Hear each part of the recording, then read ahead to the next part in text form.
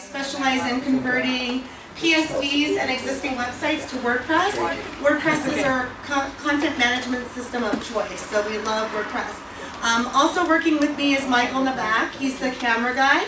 And the lovely Pamela in the front. And Ryan will be in and about. I've been doing web development for about 15 years. I just got into WordPress about 4 years ago, and ever since I've gotten into WordPress, I've never gone to any other content management system. Mainly because WordPress seems the easiest to use, the easiest to update, and our clients seem to like it a lot, so we use that. WordPress just had a release, 3.4. If you haven't updated your sites, I would recommend strongly updating them. There's a few enhancements that I wanted to show you.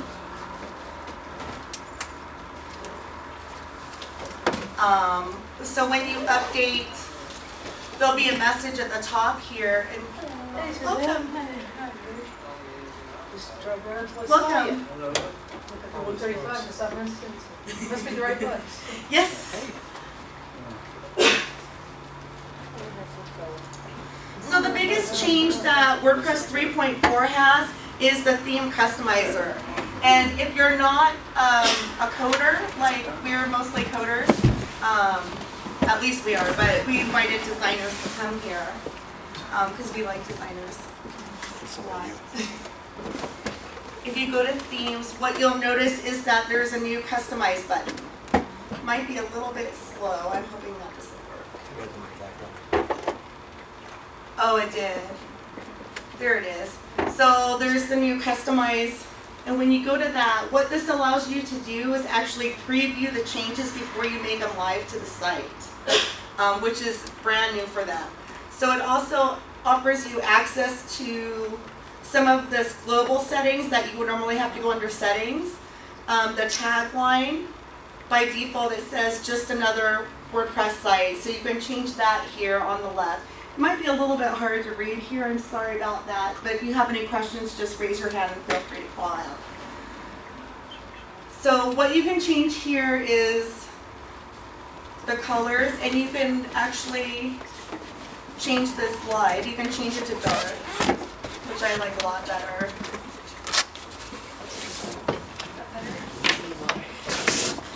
And then you can change the background site. And then the whole time that you're doing this, this isn't live on the site. This is just happening on the right preview area. It doesn't actually get pushed out to your site until you click on the Save and Publish. There's also, you can also choose different layouts, content on the left, content on the right. That's when you're using a sidebar. Can you turn that on? Is that too dark? Oh, that might be easier for Is that better for everyone? Is this just for the 2011 theme, or is it for... This is all for all themes, but different themes are going to support it a little bit differently. Okay. I use 2011 a lot because it is the default theme that WordPress puts out, and all the latest goodies are always going to be in that theme. So I actually use that as my base theme, and I fork it and do my code to it. Yeah. But the header image, you can change this here. So these features were all accessible through either Appearance or the Settings tab.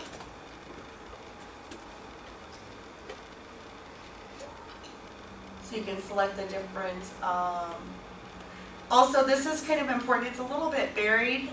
Normally, by default, when you install WordPress, the default is that it is a blog. And if you want it to be a web page instead of a blog, all you need to do is take this front page and set it to a page. And that page then becomes your home page. And then you could also set up, the post page is really called the blog page or the news page.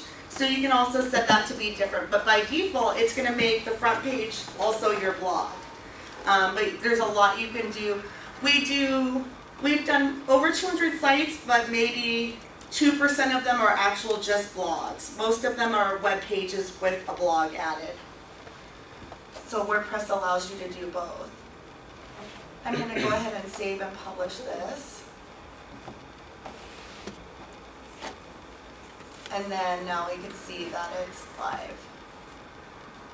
Excuse me, the darker theme. So you can actually try out different themes too, all without putting it live.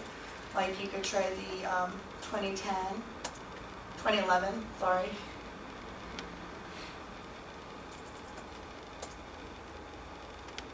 That's what I meant to do.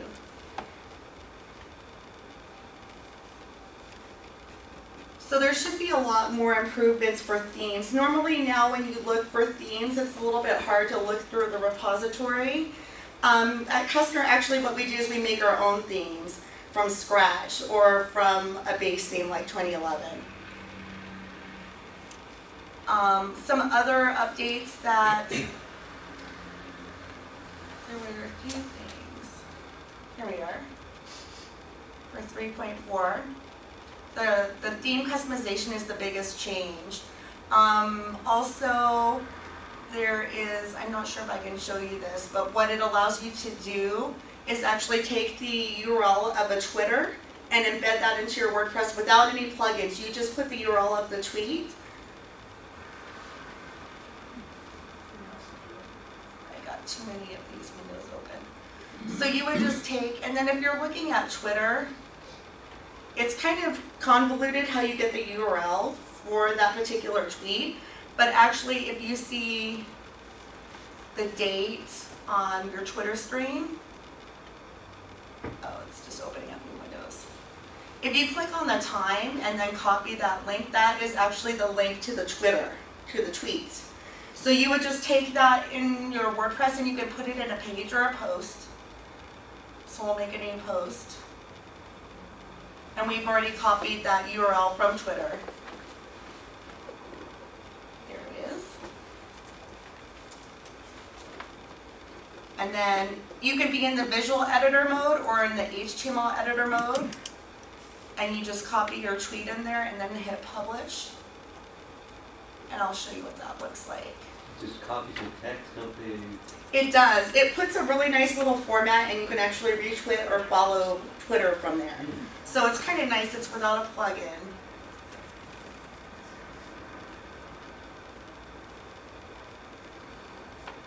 There it is. So then it actually makes a little box. I don't know if you can see that. It's still loading, but there we go. So you can see the follow button and then you can retweet right from there. And that's just from putting the URL of the Twitter right in there. And Suzette, that works in the page, post, or the sidebar It as well? does. I haven't tried it in the sidebar, so I'm not quite sure if it works there or not. Why wouldn't it?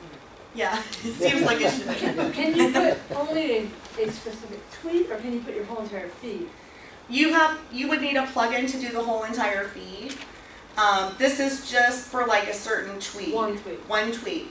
Yeah, but there are a lot of plugins you can search that will embed like the whole screen Right. and have it be live. Yeah. Yeah. Gotcha.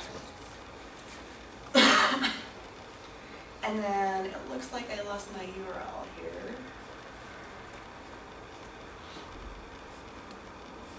The other main changes that they, blah, blah, blah. Here it is. Sorry about that.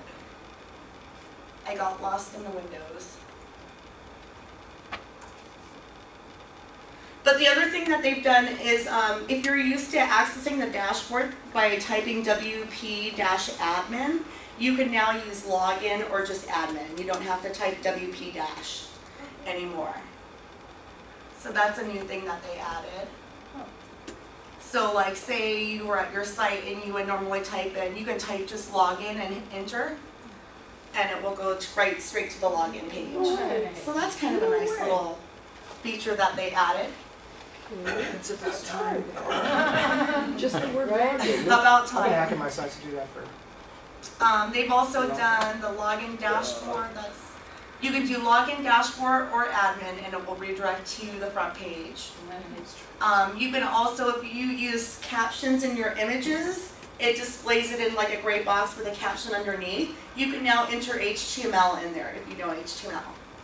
So instead of just putting like, how neat, then you could put like, this is actually M for emphasized text, so that will show up as italicized. And the other neat thing, it took me a while to figure this out, but actually if you're in the dashboard, let's go to the dashboard here. On the HTML, can you also use like inline style sheets? Not that Yes. That's a good idea, but. You can use inline styles, you can link to a style sheet, or you can put them in the top of your header file. Wow, okay. Yeah, all of those different ways will work. All right, so there's the dashboard. So now what they've done is if you're at the bottom of a very long page, you can now double click in this bar and it brings you to the top. It's kind of a silly little thing, but I guess they had them on Google Plus and they liked it so much they pushed it in right at the very end, this feature, to jump to the top. There's on the back end, there's query improvements, updates to XML RPC, and if you're not sure what that is what your mobile web phone, it has to be enabled on your website for you to update your website on a mobile phone. So it's a protocol that is used. I don't know a whole lot about it, but I know it's a protocol that's used to talk to cellular phones. And that's very specific type of a cell phone, you just can't use any cell phone. Any kind. Really? Yeah, that's the Specific type? protocol that it uses. Okay. You gotta get the app. Yeah. Flexible header images. Now you can set your own height and width for your header images. If you were using 2011 before and that was a kind of a limitation of the theme, now they've taken that out. Then there's a lot of code improvements were made as well. Has anyone actually updated their blogs to 3.4? I've had also problems when you're migrating databases. Sometimes it does something weird with certain characters. There's a plugin for that, for database. I will look into that too. Yeah. Because those are problems I've had. Speaking of plugins, I've had a couple break with 3.4. Oh, you have? Yeah. What, were they really. older plugins or? Not necessarily. Really? Yeah, one of them was Adminer, if I'm saying that word right. Right? Or Adminer? Yeah, Adminer, however you pronounce that word. Yeah. Yeah, that one was disabled this morning because it was causing some problems.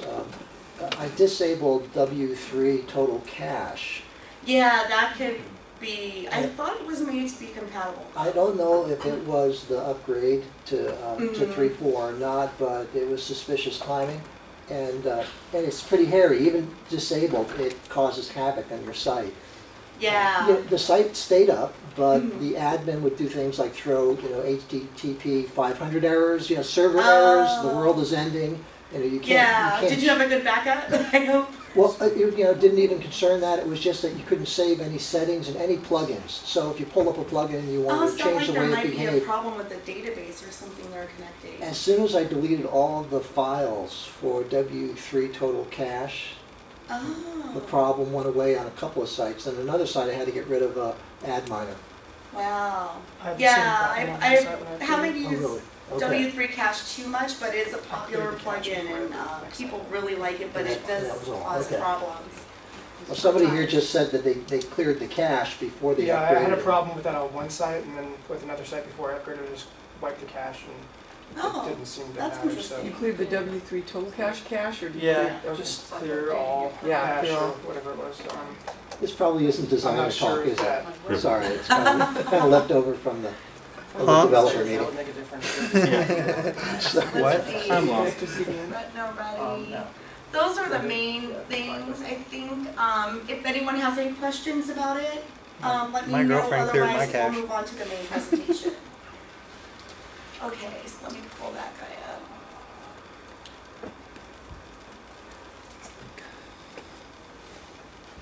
Is the background change at random or is it certain sequence or what? What's that?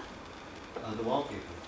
It is, it's just windows where you can set like a lot of different wallpapers and they just rotate automatically. Yeah, it's a feature of Windows 7, I think.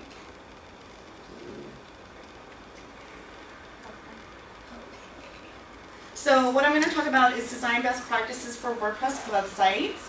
And this came about basically because what we do all the coding, and we work with a lot of graphic designers, and a lot of our graphic designers come from They are excellent, and they come from a print background, so they're not so familiar with working with the web.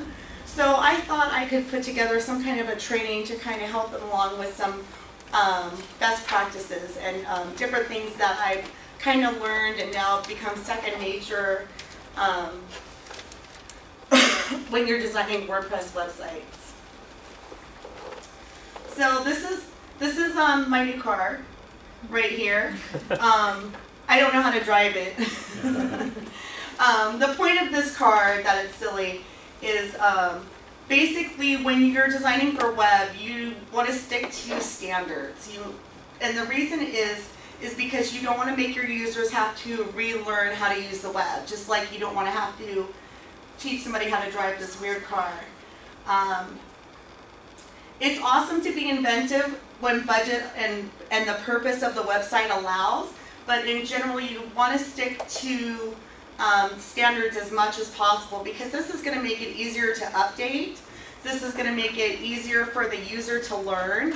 If you do a lot of weird design things, then things have to be custom coded. And when you custom code, there's always a chance of something breaking, if not now, when you update the site later. So you want to stick to standards as much as possible. Standard does not have to be boring. That's one of the fallacies that comes along with it. My example was going to be, I don't know if you guys are familiar with David Lynch, but if you've ever been to his website, he's a movie director, and he writes really abstract stories. So when you go to his website, you don't know what to expect, and you kind of have to click around to find out where everything is, and there's no linear sense to it at all. It's just kind of random all over the place. So in general, unless you're trying to bewilder your guests, you don't want to do that and make them work for it. Did he do Blue Velvet? What's that? I think he did Blue Velvet. Yeah. Yes, he did. Yeah. Great movie. Great movie. Yeah, that was a great movie.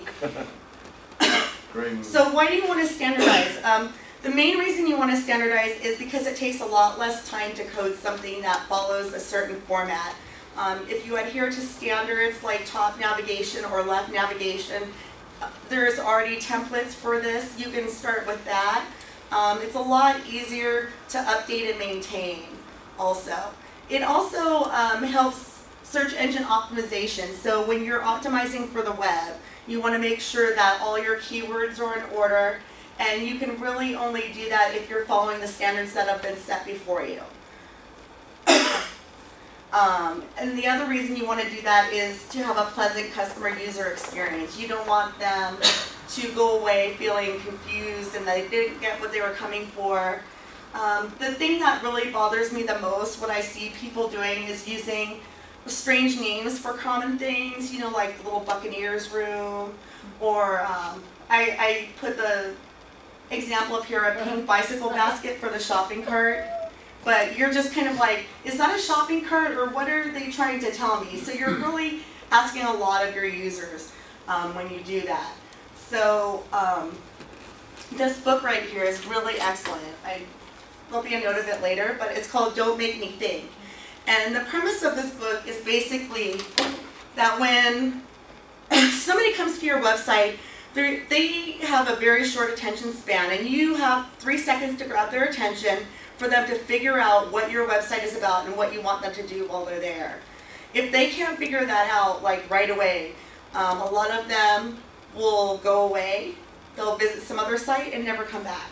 So we don't want that. We want them to stay, and we want them to click around. The other thing is, by using the standards that have been set before you, the site is faster loading. So all these things combined really help with the customer user experience. So we have the basics, website anatomy.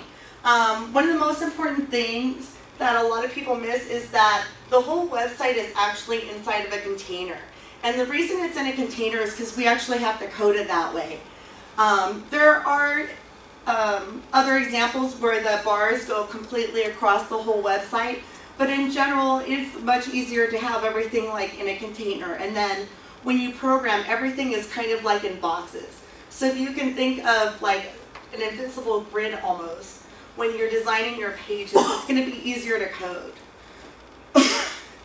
The most important thing also that a lot of people skip out on is the white space. White space is your friend. It's used a lot like in books and even magazines, but you don't see it a lot on websites. And it's something that I think people should pay more attention to. Because it's not so much what you put into your site as much as what you leave out of your site. You really want it to be to the point and have no question about what your website is about. When you speak of white space, do you mean like space between the buttons?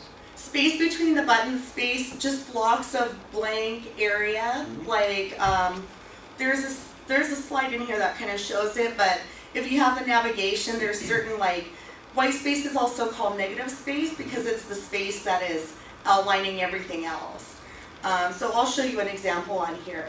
But first I wanted to go through just a few standard formats, and I know this is really hard to read, but basically what I want you to get from this slide is this is just an example of left side navigation, and how I have the sub pages is actually just kind of almost like an outline view. And that's just one way to do it.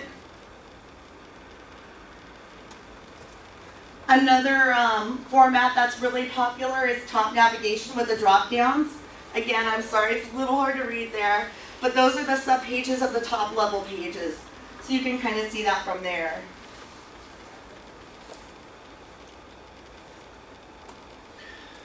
This one is... What theme are you referring to in these? These are based off 2011. They're all custom coded. 2011, so you choose a theme, then you just kind of customize it? Yeah, until it looks like this. Like this page was coded from 2011. It doesn't look anything like 2011, but you can take it and make it into whatever you like. And the reason I do that is because a lot of the features of WordPress, HTML5, and CSS3 are already built into 2011, as well as some responsiveness, which I'll talk about a little bit later as well. This is a different kind of navigation that I'm really fond of. It's actually, the main navigation is across the top here, but then the subpages are actually listed out on the left side. And that's pretty easy to do with code.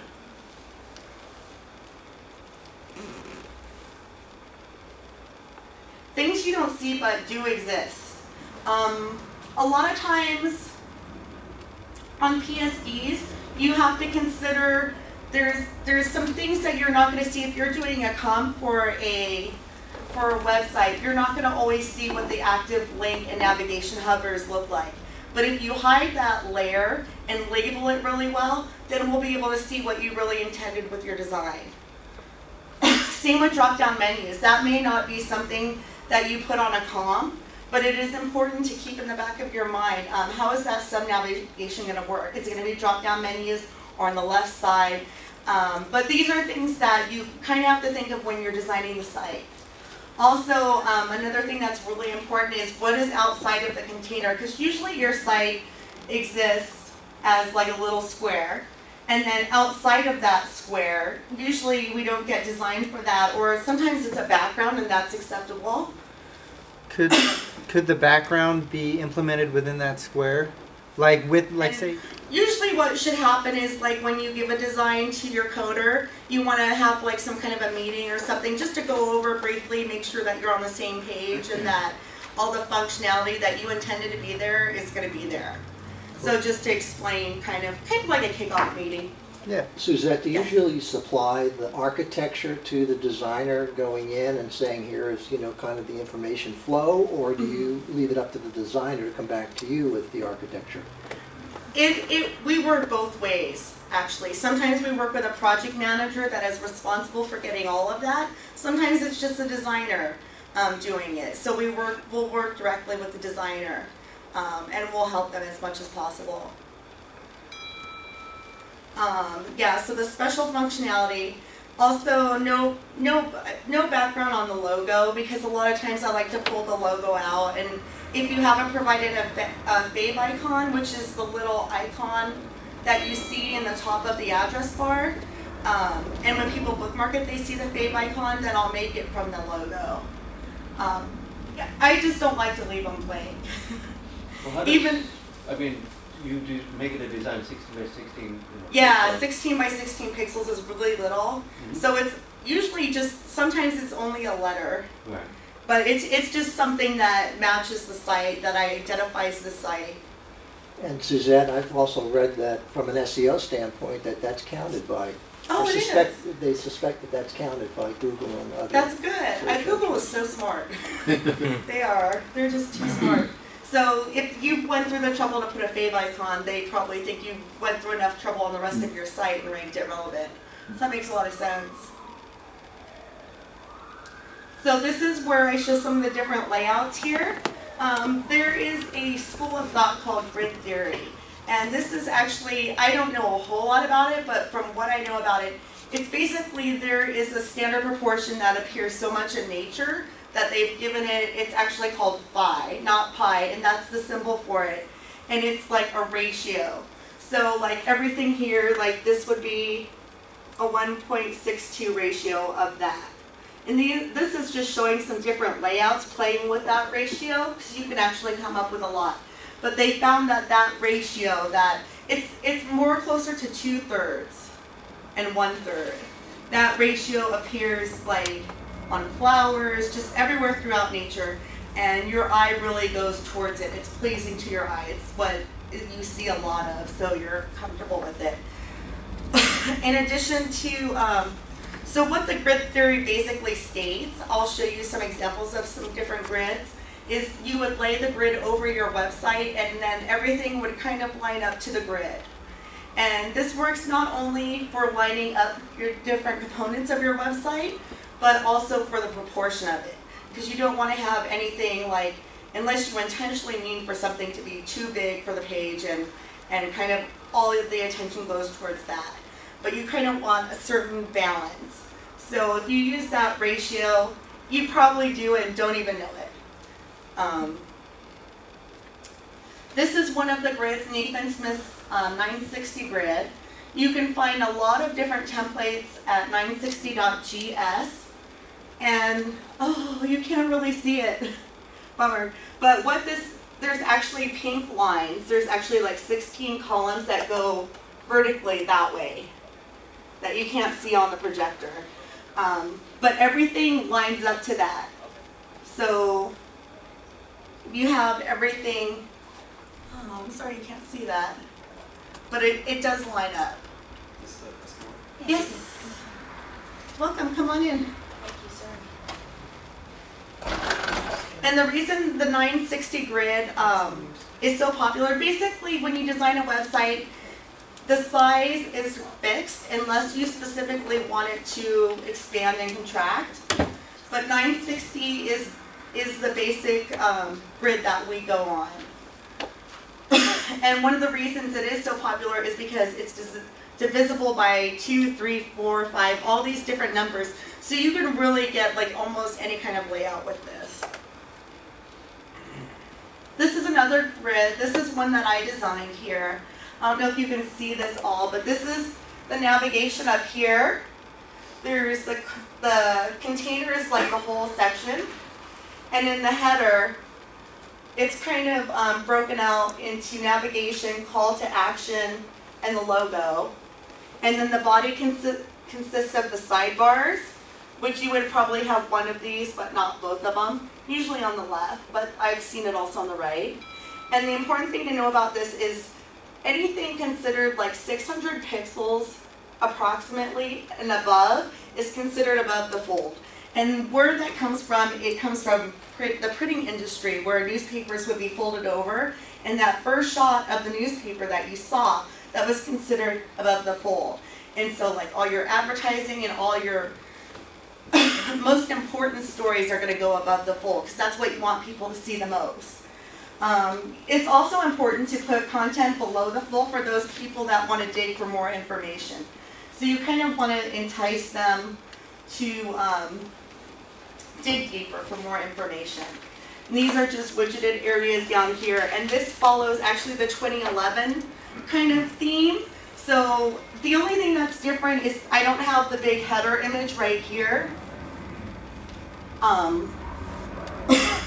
But actually, I'll talk a little bit about headers and slider images because they take up a lot of real estate on your above the fold So that, how much modification do you have to do to 2011's theme to make it look like this. versus CSS? Is this purely CSS? CSS. So you can leave the PHP alone? Yeah, none of it's, I do very little PHP modification. I do some, and sometimes when I dig into plugins, I'll work with PHP, but mostly everything that I'm talking about is just CSS 3. I actually have a copy of this template. It's a really nicely organized PSD file, and there's like folders, and everything is kind of labeled in there. So it's a good place to start if you don't have anywhere else to start. And you can download that from this. And I'll make these slides available on SlideShare. I'll give you the address after. So above the fold, for 600 pixels, a lot of people put sliders up here, which is awesome. We do it too, we love it. But the problem is you're really losing a lot of real estate when you do that. So you just have to decide if it's really worth the design. Is that picture really telling enough about the client to make it worth that amount of real estate? So when they come to your site, you really want them to get an idea about what your website is about in 3 seconds and somehow entice them to dig deeper. And you can actually set up Google Analytics, which I'll cover some other time. But it will actually tell you if people are staying on your page and clicking through. That's really interesting stuff, so you can get an idea there. PSD organization. Neatness really counts on this, because what we do is, as coders, when we get a PSD, we actually measure using the PSD that we've been given. So like all the spaces in between things, the font size, colors, we grab them right off the PSD. So you want to make sure that you always name your layers. This is an example of what that grid looks like. See, everything is like, there's header, and then there's logo, and then there's all the layers for the logo in there, and then so on and so forth down there. So everything is really, even if you don't work that way, just before you hand it off, you kind of want to clean it up a little and make sure everything is named properly. Another thing is, if you are using strange fonts, you want to make sure you don't rasterize them in the PSD file. And that if they're weird fonts or they might be free fonts, you want to include them to your coder. The other thing is, don't use blending and layer effects that are dependent on other layers. Sometimes, like there's color burn is one of the blending layers in Photoshop that actually adds like a nice burnt effect, but it's based on another layer. So if we pull the layer apart, which frequently we do when we're coding, is like pull the layers out, then that is lost because it was dependent on another layer. And the other thing is, I've gotten some PSDs with Illustrator embedded. I'm a coder, so it's pretty interesting that I know Photoshop, but Illustrator is like a whole nother level that I don't even know about, that I'd like to know about. But I would just say, if you're using Photoshop, just use Photoshop. Don't embed like Illustrator into it. Just keep it simple. But you can, from Illustrator, you just make a JPEG file, and that's okay with you. Yes. Well, it depends. If I just get a JPEG and then there's certain elements that I need to pull out, if it's a flat JPEG, I'm not going to be able to do that. So if you have a flat JPEG, I won't be able to see what font you're using, what size font you're using. I'll be able to tell the spacing, but it's better to leave it just in layers. So you can have a JPEG and another layer with the text, Yes. You can export from Illustrator into a PSD, and you can save with the layers, but I mean, it's not perfect. Oh. But if you need to, you can do that. That's a good option. Yeah. Awesome. It pulls out the fonts and the font sizes correctly. So I had to do that. Yeah, that's awesome though. That's great to know. Is there any advantage to the Illustrator people in the room who are really expert at that? Is there any advantage to exporting a layered file into an Adobe Reader format as opposed to the PSD we just heard about? Anybody know? Exporting to a PDF? tip You're file? talking about a PDF, aren't you? Right, a PDF, Well, right. no, Well, there are different things in a PSD. Right, but you can PDF import is fine both of them for- into Why would you Photoshop, just right? like I'm But just- use a smart Put it in object. and then create a smart object from it. You can do that, but then doing the smart object, I just kind of get lost a little bit because I'm not graphically inclined. I'm just thinking for a logo, you wouldn't want. Well, for a logo, yeah, a logo's a little bit different. Actually, I prefer that as a separate file altogether because it's the logo. Photoshop and the- Illustrator is two completely separate like layering techniques. You Yeah. don't really want to try. You really just keep them separate, really. if you copy an object from Illustrator and just paste it Yeah, into Photoshop. Photoshop and tell it to be Somehow, or the client says, okay, we have a logo on the website, but we also want to put that on a business card or Yeah, they always letterhead want to or- put it somewhere like my mug or my T-shirt or Yeah. a big sign or something like That's that. why you Yeah. need a vector file. That's why Yeah, you need a that's why vector. you do need. Yeah, logos should be vector files for sure. Here's some differences of print versus web. The main difference that I know of is the DPI. When you're working with print, you want to have a high dots per inch so that the quality is really nice. But on a web, it just doesn't really have the ability to display that high resolution. So that's why you may take a picture with your digital camera and it ends up really big. That's because the resolution is higher than what your screen can show. So it compensates by just making it really huge because it's trying to get all the pixels in on there. The other thing you want to make sure is that when you're working with print, everything is inches and fonts are points, I believe. I'm not sure what that converts to in pixels, but pixels are what you want to use for the web. Also RGB versus CMYK. Yes, that is a good point. Yeah, I forgot to put that on there. Yeah. Yeah, RGB is what you want to use for web. Well, print you'll use CMYK because they pick out the different colors. There's an Adobe RGB too. I mean, it's a little higher with Is so much it? of baggage, so you have to make sure. Yeah, I know just generally RGB and then CMYK is for print. Right. Let's see. And then if you don't know what an M is, does anyone not know what an M is? That's a unit of measure. It is a printing term that means the width of an M, like the letter M, and the width, and that's used as the standard for all the other characters. So it's just a unit of measure. There's another unit of measure, someone's called N, and it's the same thing. Yes, and N is an N, like the Is- letter N. N is a half space. It's a Half half an M. space. And, Yeah. and an M space is not only the width, it's the height, it's actually a square. It's the square of an M. It comes from hot type. Oh yeah, when they put the little type all together like that. The layers and the layers and blending mode. Sorry about that typo. You can use in print. You go crazy. You can use it if needed, but in web you want to avoid it because you don't want to have an effect dependent on a different layer that could get separated by it. The background. You really want to make sure that when you're working with web that you have a small background, either one that's tiled or something, but when they load your website, you don't want that background file to take up 2 megabytes of memory. So you really want to see where you can repeat that and make that as small as possible, or you can use a texture. The page width it's not always 960, but that's the standard 960. You can actually make it like 3 times that if you like, but the standard is 960. Page height really doesn't matter. Above the fold is like that 600 pixels, but anything below that, you could have a really long web page if you wanted, so there's no limit to that.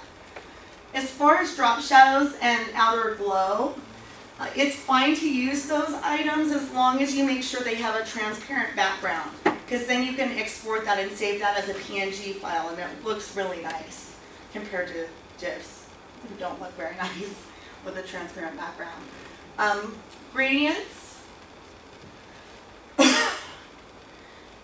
Gradients are good, but you want to make sure if you're using the web that they're linear, and that just means that the pattern, it follows kind of like a strata almost, where it goes from lighter to darker.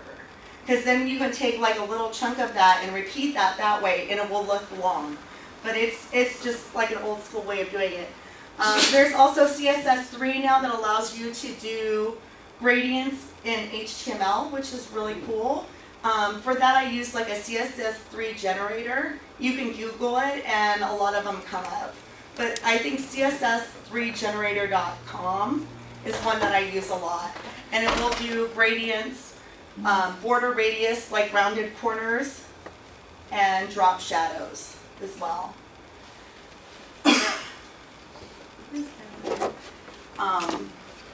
The fonts, when you're working with print, they can be rasterized or embedded or outlines or however they want to be.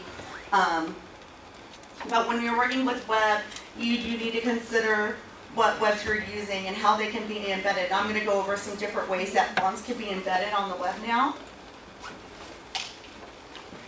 But generally you want to stick with web-safe fonts, Google Web Fonts, or there's another technique that is @FontBase, where you actually specify the path of the font file in your style sheet, and then you can use it like a regular font throughout your style sheet, which is kind of cool. So let's go into a little bit about web typography. So the web-safe fonts, there's really only 16 web-safe fonts, I think. They're like your standard Arial, Courier, Impact, Comic Sans. There's a bunch of them, but it's kind of limited if you're making a website.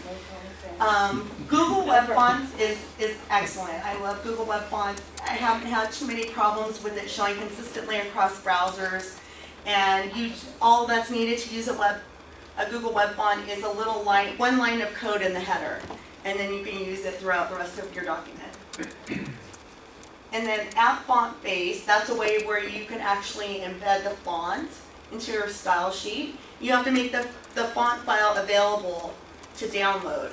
And the thing with embedding fonts is you really want to look at the EULA or the end user licensing agreement and make sure that that font is okay for web embedding. Because some of the fonts, if you read the licensing agreement, they actually say not okay to web embed. So some of them will not say whether they're okay for web embedding or not. So if, in a case like that, if it's a really important client, I would actually get in touch with the font maker and find out if that's okay or not. And usually they're pretty responsive. It really depends, but at least you can say you try to reach out to them. Web fonts, there's a lot of already made web fonts that are free and available to use on defont.com. That's a really good place to get fonts. And then the last one is Kussner fonts, which actually converts your font into JavaScript. You embed that it's the more complicated one, but you embed that JavaScript into your file and then you can call and use it. And what it does is it actually converts all of your text into images, like on the fly. So the code is okay, so you're okay SEO-wise, from what I understand, but the images, all the fonts are converted to images. So it can get like a little long to load. But I would only use Kussner if that was the only way to get that font onto the page. The other thing with Kussner is there's like a slight delay. So you'll see like Arial text and then it will flash over to the font it's supposed to be. So that can be kind of annoying for some people.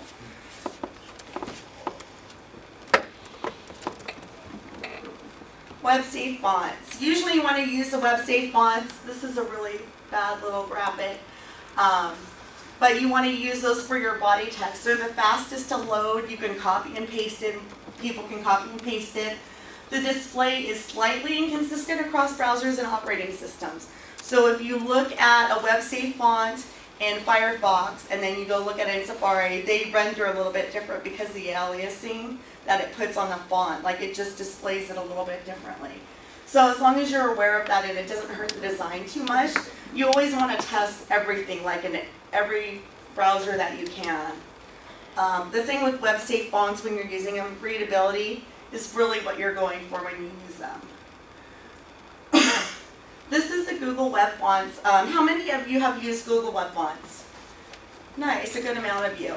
So I really I was going to try and go to it, but I'm not sure if it will work. But actually what this allows you to do is you can change the text to any font you want, And you can filter them out on the left here under categories. There's serif, non-serif, display, and handwriting. So you can filter out, so you just see all the serif fonts. If you're looking for a non-serif font, you can filter all those out. And actually, I did make a video about it.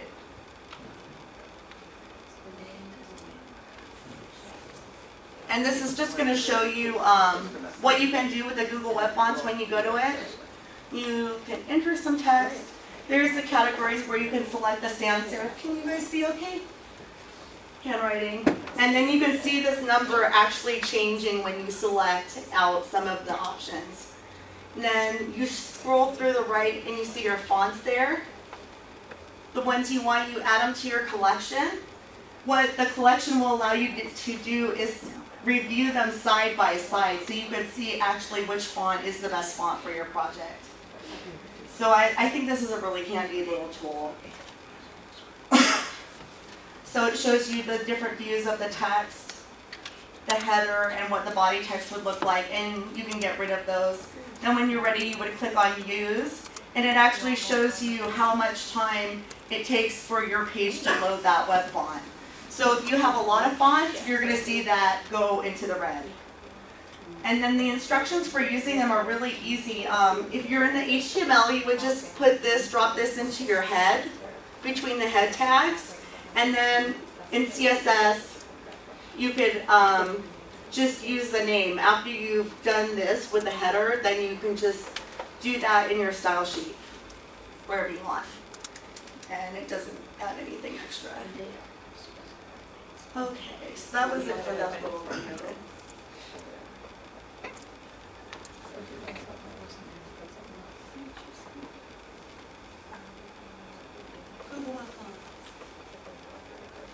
There's some more about Google Web Fonts. Some fonts, I've seen some inconsistencies. Generally, it plays pretty well with mobile, and it looks really nice on iPad. But I've seen some instances where it doesn't work, and it really depends font by font. You really just got to test it out. The good thing about the Google Fonts is not so much if you go here, but if you go to this person's website, they have it where you can download all the fonts and you can use them in your Photoshop. So instead of using it as a web font, if you're doing like a comp or a mock-up, you can, it's just a form. If you have the information and you want a website, we can either quote you or you can pay for the website through this thing. But what it does is you would just click on the Create Now, and then there's a form that steps you through like everything that we need, and you could upload your files. So it's kind of handy, and it's just something we're playing around with right now. This is my advice to everybody always. Prevent catastrophes. Save your work often, like be anal about it, be OCD. It's okay, Command S, Control S, save it. Take snapshots. There's a feature in Photoshop where you can take a snapshot of the site and then you can revert back to it. You can use that. Use some kind of revision control. Even if it's renaming your file like 1, 2, 3, some kind of thing where you can actually go back in history. You also want to make sure that you have strong passwords. And I only mention this because we've gotten sites with the username being admin and the password being admin. And that's just something you really don't want to have happen because it's really horrible to be hacked. So you want to make sure you have strong passwords. Also, back up often. Keep your software updated and develop a process. And what your process is isn't really that important. It's more important that you have a process and that you start, even if it's not the best process, you have it started and you're following some kind of procedure that's internal to yourself, like your workflow, how you work. You just want to get that started. And then that was my one meme that I added. Recommended books. This book right here is an excellent book. I totally recommend that you pick it up from half.com or Amazon or wherever you want to get it. But it's a really good book. And also a lot of the content for this presentation came from the Principles of Beautiful Design. And that's a Side Point book. And I love their books. Their books are all really great books. And is there any questions? for answers. Yes? On the web fonts, which one loads the fastest? Is it Google? Google loads the fastest, but WebState font would be the fastest. But Google web fonts tend to load pretty fast. What's really cool about Google Fonts is that it shows a little speedometer on your fonts. When Yes. you pick them, it'll tell you, you know, because some fonts, they're all different. Yeah, there are, and it depends because you can choose the character sets of the fonts. So if you choose all the character the character sets of that font, it's gonna go way up, like way up. Or when you have multiple fonts, it will go way up. And then these slides and everything, they'll be up on SlideShare. They're not on there yet, but they will be soon. SlideShare what? SlideShare.net.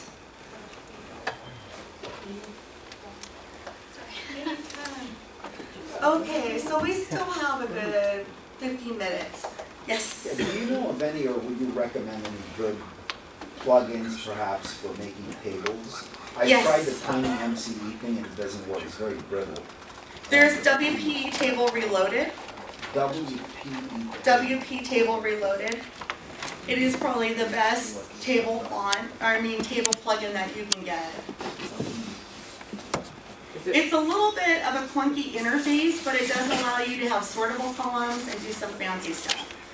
And it's pretty easy. There's a little bit of a learning curve, but once you pick it up, it really becomes an invaluable tool.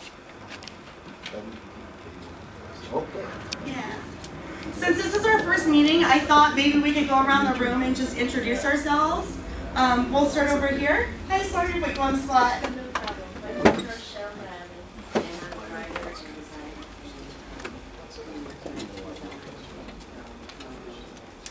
Awesome. Awesome. Hi, my name is Daryl. I'm a code monkey, and we build like high-end websites. WordPress included, but also custom. Very nice. Hi, my name is Donahue. I'm a gerontologist, and just here to learn how to build some websites. What did you say you were? Gerontologist. I work with seniors. Oh, okay. I'm Alice Manning, and I'm a web designer. Hi. Mostly in WordPress, and I dabble in graphic design. Welcome. I'm Michael D. Guzman, I'm in finance and I'm trying to crawl through the process as a very non-technical person. So. Okay. I'm Rob. I do graphic design. I also write most of my stuff at Printing World. Very nice. I'm Kathy Hatfield. I'm an artist and oil painter, and so this is just another method for learning. So. Awesome. Welcome. I'm David Arsenault. I'm the only coder at a local nonprofit, and I've got 11 WordPress sites. Nice. Similar custom program stuff. Very nice. Hi Pam, I work with Suzette at Kussner.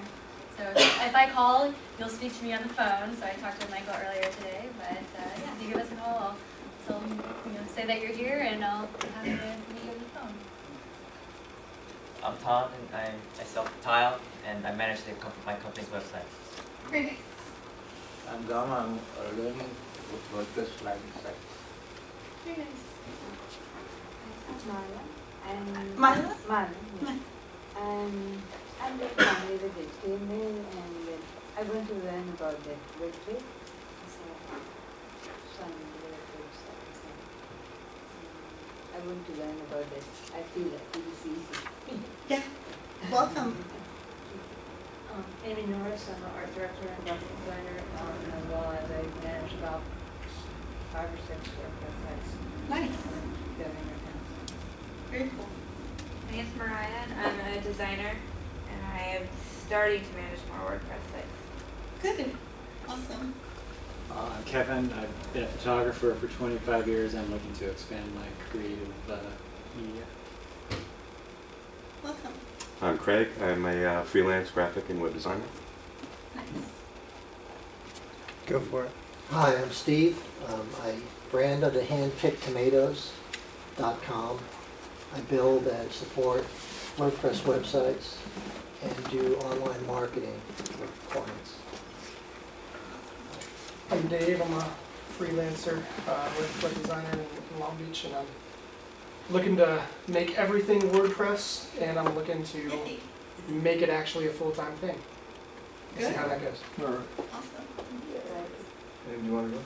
Sure. My name's Karen, and I don't know anything about WordPress. I'm here to learn something about it, so I can keep up with my web designers so I know what they're talking about. I like that. Hello everyone, my name is Michael. My story is a little strange. I've been on disability for 2 years, and while on disability, I created a website, and I realized that WordPress is the creme de la creme of websites, and so I got it. I dabbled with it, but you know, it's a little more advanced than I am, and so that's why I'm here. Thank you for coming. Thank you. See ya. I'm Priscilla Christian. I'm the Empress of Priscilla Christian Graphic Services. Empress. I can only WordPress. My name is Bob. I develop websites in WordPress and I market web services to lawyers. I'm Ryan. I work with Suzette and Pam and this guy right here, Michael. And I'm Michael, and I work with all the others of the team. And I'm Nate. I'm a creative director, same as you guys, designer, working with Kussner a lot on different web projects. Thank you all for coming. I don't know if there's any more questions. That's all the material I have here. How often is this meetup? Once a month. We're going to make it on the third Wednesdays. Cool. You're going to be consistent here. Yes. I have a question generated toward the audience here, because when adding a slider to one of my pages in my blog, is it best? How do I import the image? I mean, I know how to import it, but if the image comes out distorted, do you have to edit the image before you upload it? Is anybody? A lot of sliders, you do have to edit the image to the right size before you upload it. Okay. I know that's true of WP Cycle. In a few sliders that I've worked with, they don't resize the picture for you, or if they do a poor job. Right, of it. exactly. So you have to edit it first in Photoshop and then upload it. Okay. Thank you. Oh, okay. That's a little snag I ran into. What takes me 3 or 4 hours to learn, you know, experts could probably do in 10 minutes. Yeah, but it's fun. Yeah, you learn little by little. Yeah, I know. They've already been through it. Also, I wanted to give a shout out. There's another WordPress group that is awesome if you're more on the development side in Huntington Beach, and it's called OCWP, and they're on Meetup. And Steve hosts that, and it's really a great meetup. And they have a general meetup that meets once a month, and then they have a more developer-based meetup that meets once a month as well. Is that Zeek? Yes, it's at Zeek. Zeek Interactive? Yes. Next meeting is this coming Monday, right? Yeah, the next meeting is on Monday. I'll be there. And it's the it's the designer meeting, so it's not quite as high level as the developer ones. Yeah, so it's a really good meetup to go to. Cool. I'll be there.